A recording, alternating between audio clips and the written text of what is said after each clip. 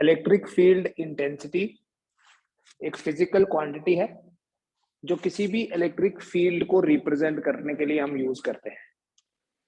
How we define this electric field intensity, इसी के corresponding हम ग्रेविटेशनल फील्ड इंटेंसिटी या इसी के कॉरस्पॉन्डिंग हम मैग्नेटिक फील्ड इंटेंसिटी की बात करते हैं। कैसे डिफाइन करते हैं बेटा, देखो अगर आपके पास कोई भी चार्ज है, कोई भी चार्ज पार्टिकल है, तो इस चार्ज का सराउंडिंग रीजन में कुछ इन्फ्लुएंस होगा, उस इन्फ्लुएंस को इलेक्ट्रिक फील्ड बोलते हैं, उस रीजन ऑफ इन्फ्लुएंस को इलेक्ट्रिक फील्ड बोलते हैं। एंड जो इलेक्ट्रिक फील्ड इंटेंसिटी है इसे हम डिफाइन करते हैं mathematically as force acting per unit charge. यहाँ बेटा जो Q0 है it is called as unit positive test charge. Q0 is called unit positive test charge. It is a small charge and conventionally हम इसको हमेशा positive consider करते हैं, but in some special case ये टेस्ट चार्ज नेगेटिव ही हो सकता है। इलेक्ट्रिक फील्ड इंटेंसिटी एक वेक्टर क्वांटिटी है और इसकी वही डायरेक्शन होती है जो फोर्स की डायरेक्शन है, और यूनिट भी अगर आप यहाँ से देखो इलेक्ट्रिक फील्ड इंटेंसिटी का यूनिट होगा न्यूटन पर कूलम। अगर डायमेंशनल फॉर्मूला की बात करें, फोर्स का डायमेंशनल फॉर्मूला है m1 l1 t-2 divided by a1 t1, so it is written as m1 l1 t-3 a-1. This is the definition of electric field intensity. अगर हमारे पास कोई भी चार्ज है, मान लेता हूं कोई चार्ज है मेरे पास Q,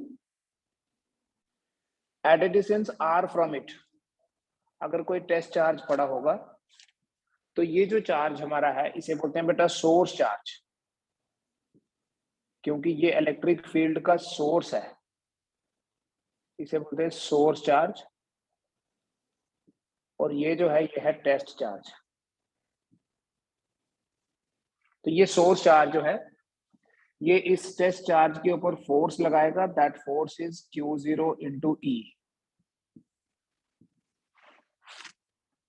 राइट। तो ये चार्ज अगर पॉजिटिव है हमारा इस टेस्ट चार्ज को रिपेल करेगा, और अगर हमारा सोर्स चार्ज नेगेटिव है तो ये इस टेस्ट चार्ज को अट्रैक्ट करेगा।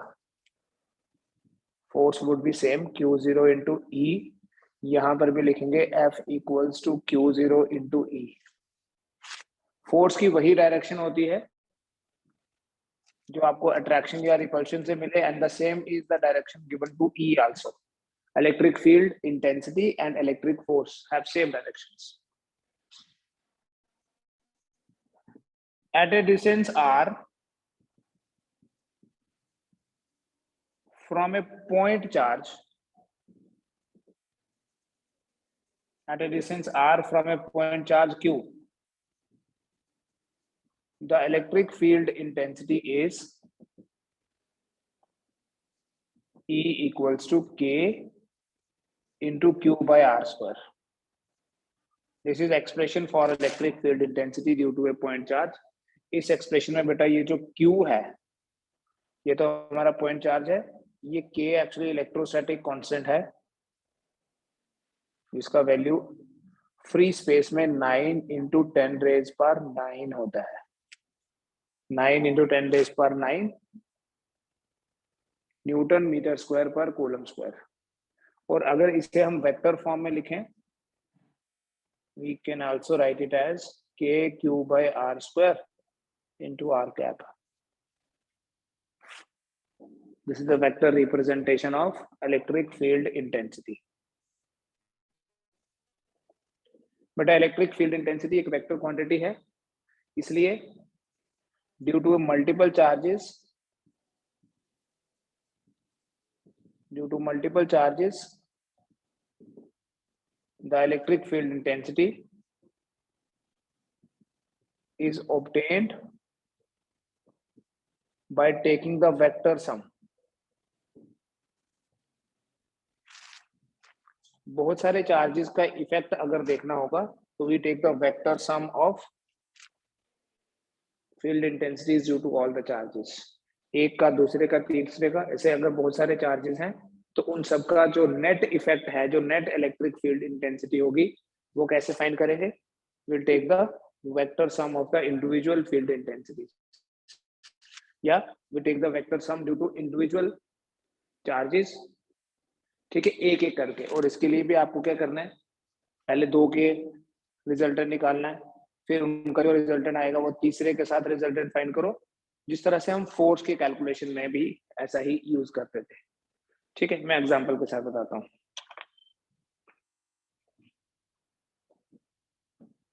सपोज करो कि हमारे पास 2 पॉइंट चार्जेस हैं,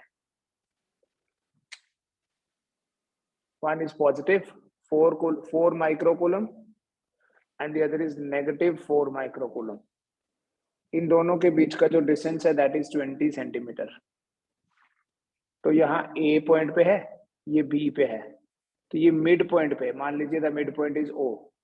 what will be the electric field intensity at point O? देखो वेक्टर सम क्या होता है बेटा, अगर ये पॉजिटिव चार्ज है, ये तो यहाँ पड़े हुए किसी भी टेस्ट चार्ज को रिपेल करेगा, ये नेगेटिव है, यहाँ पड़े हुए किसी भी टेस्ट चार्ज को अट्रैक्ट करेगा। सो E1 और E2 दोनों की डायरेक्शन सेम है।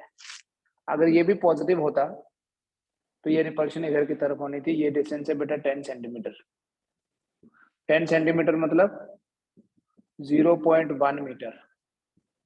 तो अगर E1 का मैग्नीट्यूड देखना है that would B K, 4 microcoulomb है ना, 4 into 10 raised power minus 6 coulomb divided by 0.1 square. Then you can put this value 9 into 10 raised power 9, 4 into 10 raised power minus 6 divided by 10 raised power minus 2. ये बन जाएगा बेटा 36 into 10 raised power 3 divided by 10 raised power 2 would be 36 into 10 raised power 5 या 3.6 into 10 raised power 6 Newton पर coulomb. ये है electric field intensity एक charge के कारण। सिमिलरली देखो दूसरे चार्ज का मैग्नीट्यूड भी इतना ही है, दोनों का मैग्नीट्यूड सेम है, तो E2 कितना होगा, सेम होगा, डिस्टेंस भी सेम है क्योंकि मिड पॉइंट पे पता करना है। 3.6 into 10 raised power 6 न्यूटन पर कूलम। E1 और E2 की सेम डायरेक्शन है, और अगर इन दोनों की डायरेक्शन सेम है, E1 and E2 have same directions, therefore E will be equal to E1 plus E2 and this will give you, दोनों को ऐड करो, 7.2 into 10 raised power 6 न्यूटन पर कूलम। ठीक है, इसे नोट भी करें। एंड एक और बता रहा हूं मैं, मान लीजिए आपके पास एक पॉजिटिव चार्ज है प्लस क्यू, जनरल बताऊंगा, एक नेगेटिव चार्ज है माइनस क्यू। ठीक है, यहां सेंटर से आर डिस्टेंस दूर एक पॉइंट पी है। आपको ये बताना है ये जो डिस्टेंस है, ये डिस्टेंस है एक्स इन दोनों के बीच में, सेंटर से लेके पी पॉइंट का परपेंडिकुलर है ये लाइन, पी पॉइंट का जो डिस्टेंस है वो है आर। तो यहां पर बताना है आपको electric field eight point P कितना होगा। देखो हमारे पास एक पॉइंट पी है, ये पॉजिटिव चार्ज है, ये नेगेटिव चार्ज है, सेंटर से परपेंडिकुलर डिस्टेंस आर गिवन है और इन दोनों के बीच का डिस्टेंस है एक्स। अब पॉइंट पी पे इलेक्ट्रिक फील्ड कैसे कैलकुलेट करना है। ये जो पॉजिटिव चार्ज है, ये पॉजिटिव चार्ज यहाँ पड़े हुए किसी भी टेस्ट चार्ज को अट्रैक्ट करेगा, रिपेल करेगा,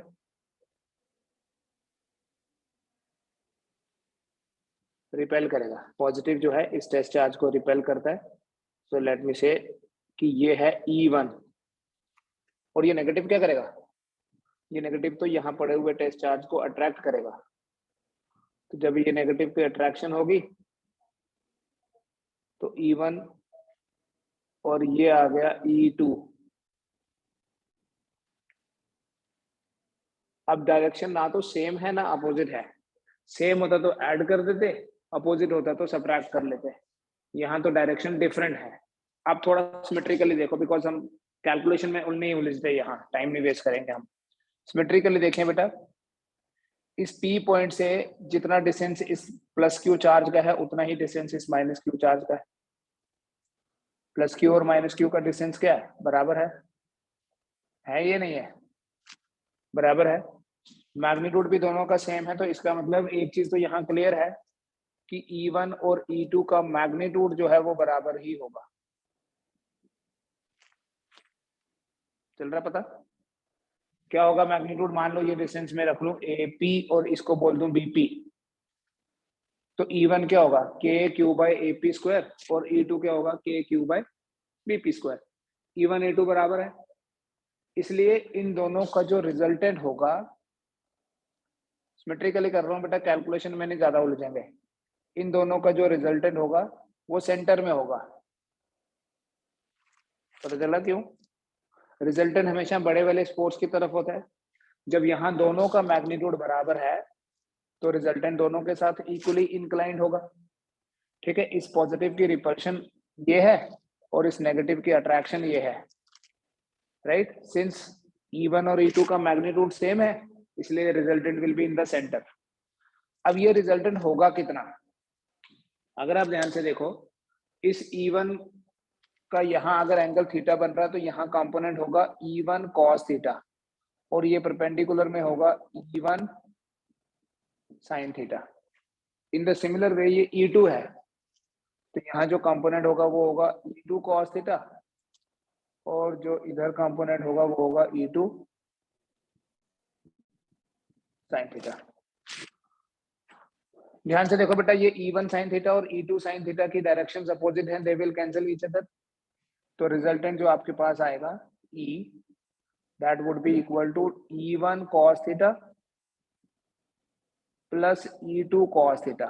E1 E2 तो बराबर है, so it would be 2E1 cos theta. अब इसे आपने एक्सप्रेस करना है in terms of this figure. E1 कितना है बेटा? KQ divided by AP square, KQ by AP square into cos theta. What is cos theta? ध्यान से देखो बेटा, ये वाला एंगल थीटा है तो ऑब्वियसली ये भी थीटा ही होगा, ठीक है, और ये दोनों ट्रायंगल सिमिलर हैं इसलिए ये भी थीटा होगा। ऑल्टरनेट एंगल्स है ना ये और ये, तो ये दोनों ट्रायंगल्स कैसे सिमिलर हैं? ये एक कॉमन साइड है, ये डिस्टेंस और ये डिस्टेंस बराबर है क्योंकि ये सेंटर था हमारा,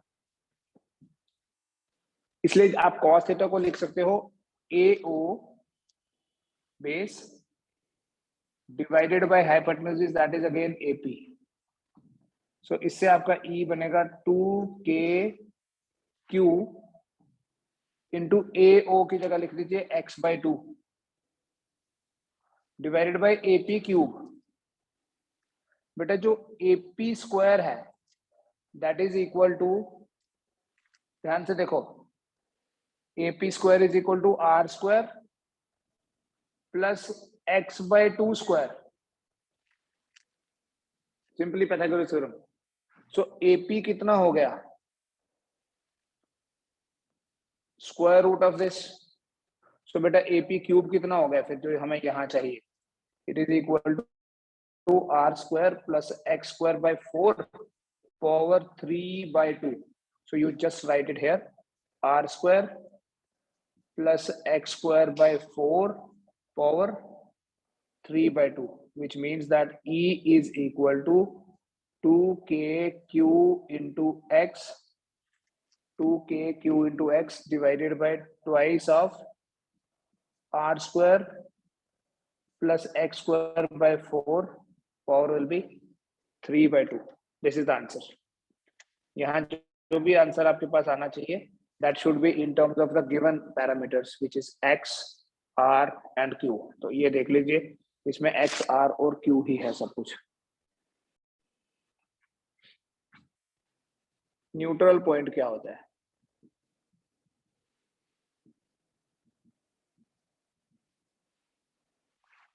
देखो, दो चार्जेस के बीच में कोई ऐसा पॉइंट जहां पर नेट इलेक्ट्रिक फील्ड 0 हो, वो तभी पॉसिबल है अगर ये दोनों चार्जेस की पोलैरिटी सेम हो। क्यों? क्योंकि अगर एक रिपेल करेगा तो दूसरे को भी रिपेल ही करना चाहिए। इस लाइन पे वो चार्ज वहां होगा, हाँ बीच में इधर कहीं, अगर ये दोनों पॉजिटिव हुए तो, ठीक है, मान लो दोनों पॉजिटिव ही हैं, तो बीच में न्यूट्रल पॉइंट होने का क्या मतलब है कि दोनों के इलेक्ट्रिक फील्ड का मैग्नीट्यूड सेम है, मींस के, ये डिस्टेंस अगर r1 और ये डिस्टेंस r2 है, K q1 by r1 square should be equal to K, ये वैसे ही है जैसे फोर्स के केस में भी हम कर रहे थे, we have the same ratio.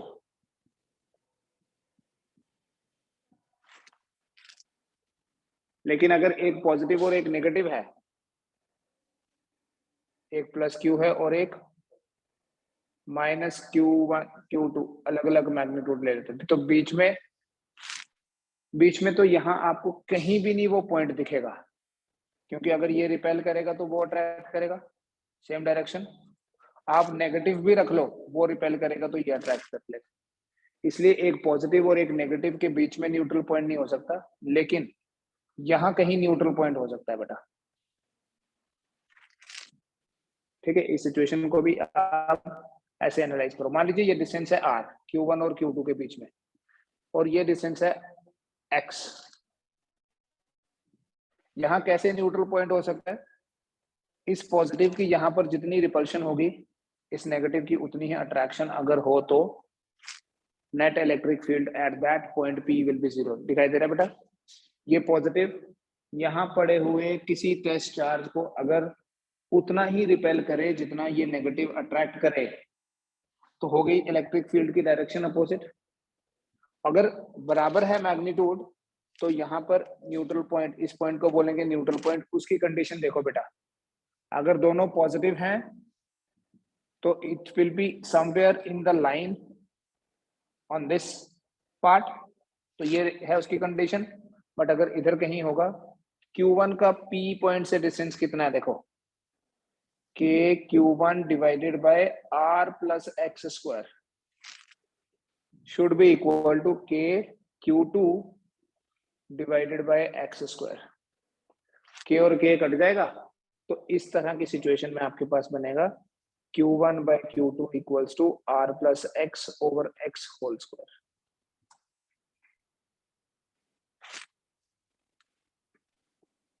ठीक है,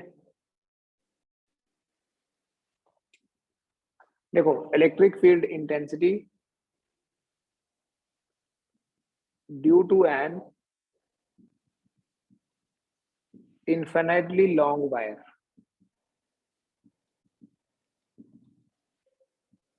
किसके कारण हम इलेक्ट्रिक फील्ड इंटेंसिटी कैलकुलेट करेंगे, इन्फिनेटली लॉन्ग वायर। सपोज एक वायर है which is infinitely long, infinitely long theoretically बोल सकते हैं, practically it means very long wire.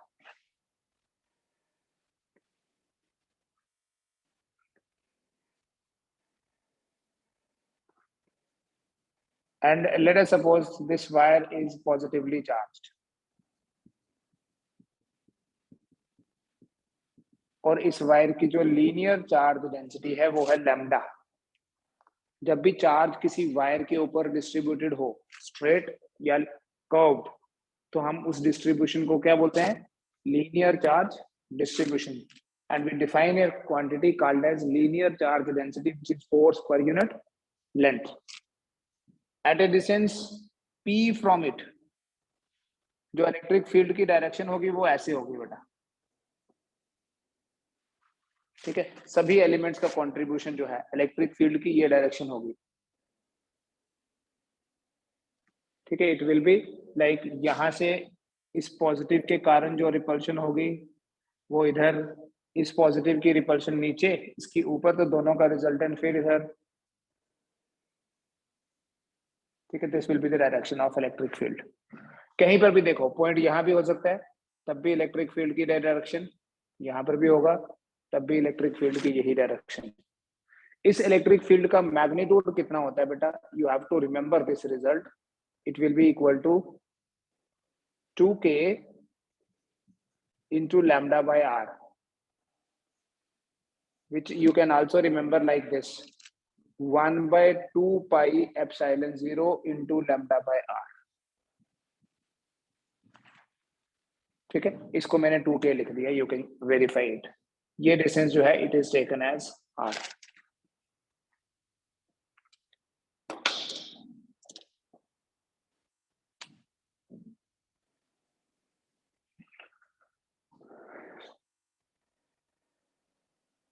ठीक है, that means due to a linear charge, जो इलेक्ट्रिक फील्ड होता है,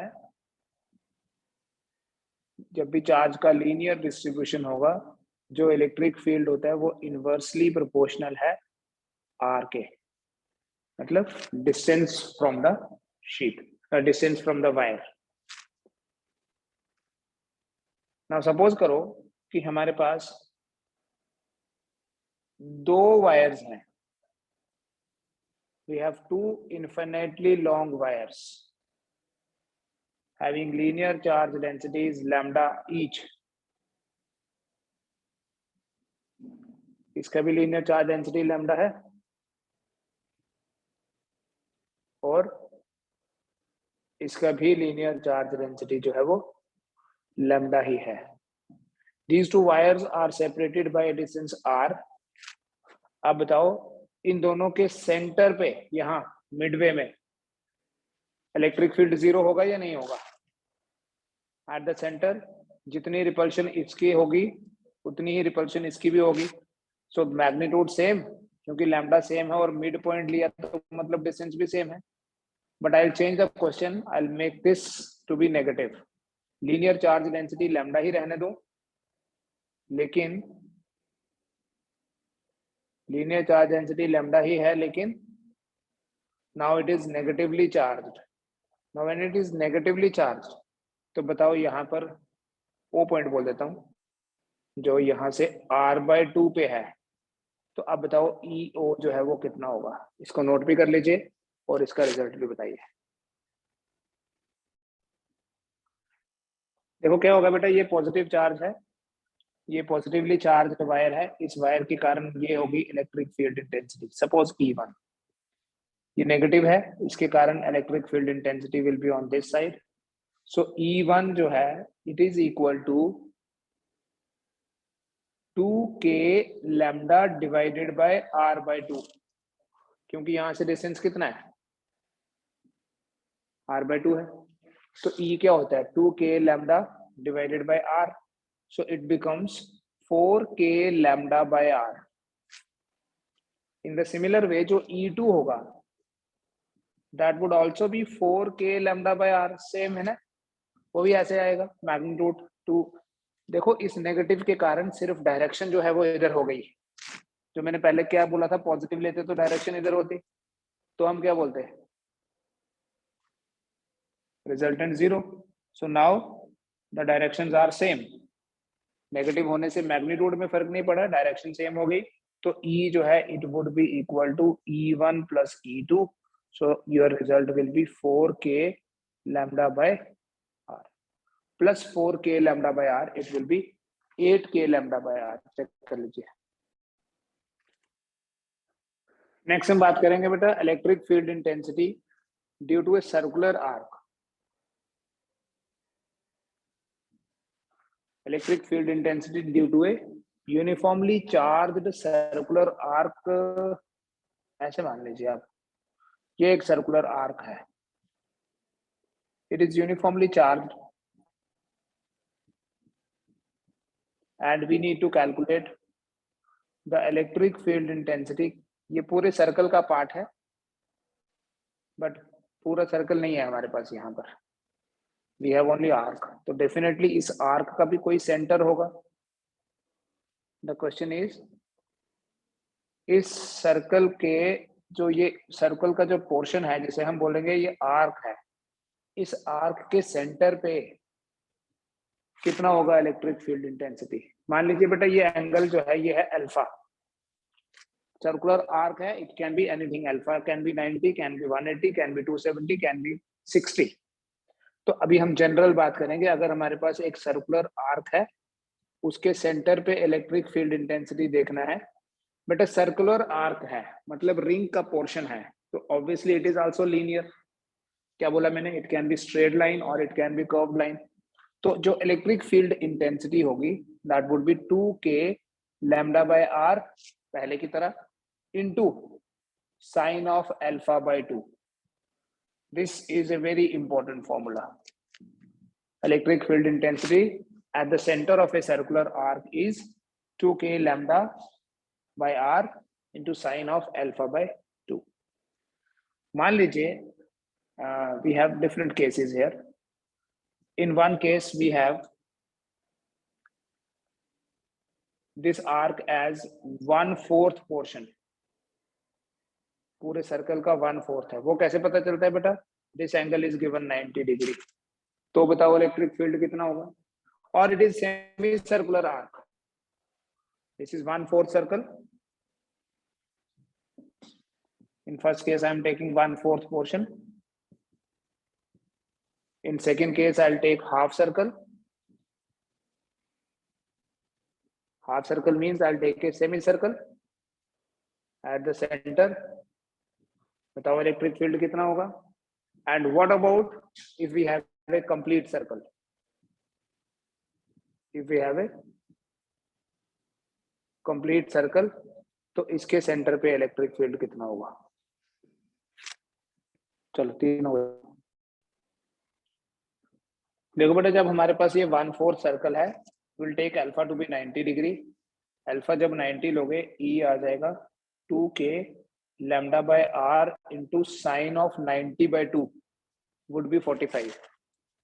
तो ये बन जाएगा आपके पास 2/√2 k लैम्डा बाय आर.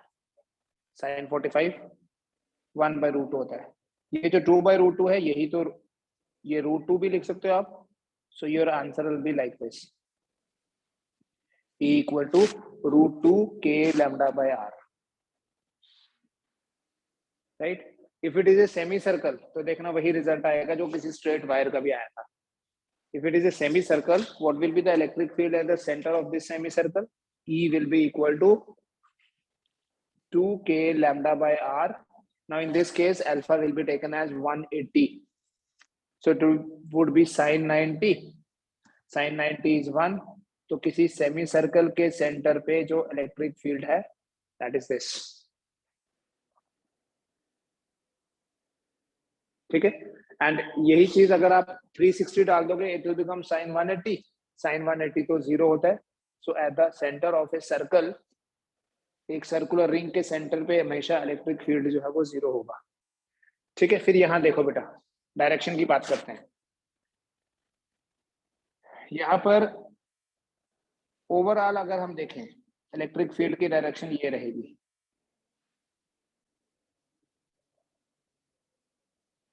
ठीक है. यहाँ से आप देख लो, ऐसे जितना पोर्शन ऊपर है उनकी इधर होगी और जो नीचे वाला पोर्शन है उनकी इधर की तरफ होगी. तो रिजल्टेंट यही बनेगा. This will be the direction of electric field. Since ये सिमेट्रिक होगा, मतलब जितना यहाँ से ऊपर है उतना नीचे है, इसलिए सेंटर में होगी 45.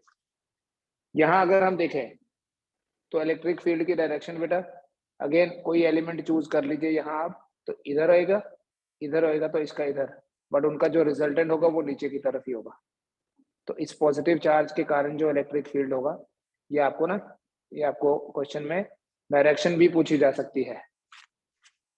ठीक है. और तीसरे केस में तो 0. डायरेक्शन को कैसे एक्सप्रेस करना है बेटा? मानो कि मेरे पास ये सर्कुलर रिंग ऐसे है और ये गिवन है कि ये XY प्लेन में है.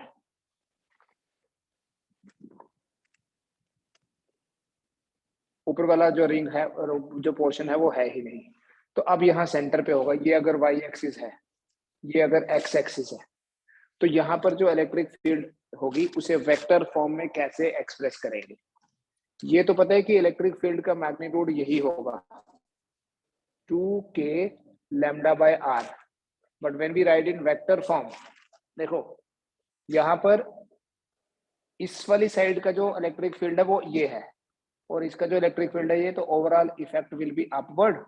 और जब ये इफेक्ट ऊपर होगा तो हमें पता है कि ऊपर की तरफ y एक्सिस है, तो y एक्सिस के अलोंग जो यूनिट वेक्टर होता है दैट इज j. यही चीज अगर यहां लिखनी होती तो मैं लिखता -j. बट अगर ये आपके पास सेमी सर्कुलर रिंग है, एक्स वाई प्लेन ही लूंगा मैं, ये एक सेमी सर्कुलर रिंग है जिसमें दिस इज सेंटर, तो अब इलेक्ट्रिक फील्ड की ये डायरेक्शन होगी और इसे आपने लिखना है 2k lambda by R into I, so it is like this. ठीक है, कोई डाउट है तो आप अनम्यूट करके पूछ सकते हैं। अभी बेटा एक क्वेश्चन है आपके लिए, देखो ये हमारे पास मान लीजिए एक सर्कुलर रिंग है और इस सर्कुलर रिंग के ऊपर जो चार्ज डिस्ट्रीब्यूटेड है वो है Q।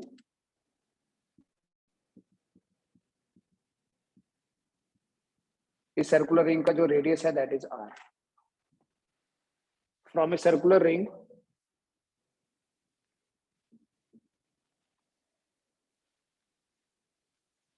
of charge Q and radius R,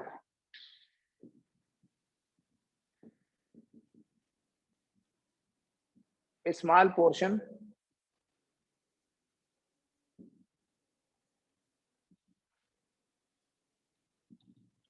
having length dx is removed। एक सर्कुलर रिंग है जिसके पास Q चार्ज है, रेडियस इसका R है। From this circular ring A small portion is removed. मान लो ये पोर्शन जो है इसको रिमूव कर दिया, I will keep it here, ये रिमूव्ड पार्ट इज हेयर, इसकी लेंथ है dx। Small portion having length dx is removed. What is the electric field intensity at the center of the circle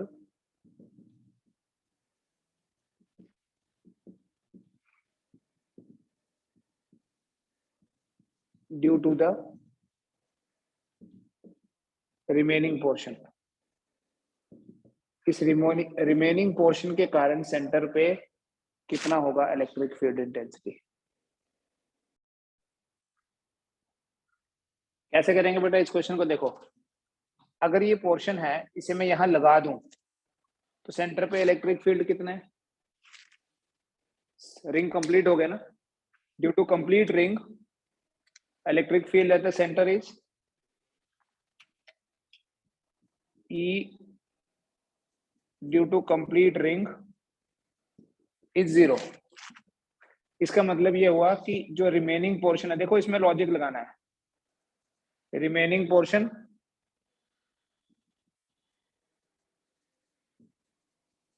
और जो removed portion है उनको add करें, remaining और removed portion का जो इलेक्ट्रिक फील्ड है वो 0 है, तो रिमेनिंग पोर्शन का कितना हो गया फिर,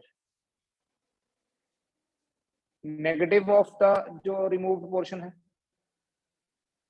अब अगर हम इस रिमूव्ड पोर्शन का इलेक्ट्रिक फील्ड कैलकुलेट कर लें तो हमें रिमेनिंग पोर्शन का भी इलेक्ट्रिक फील्ड मिलेगा।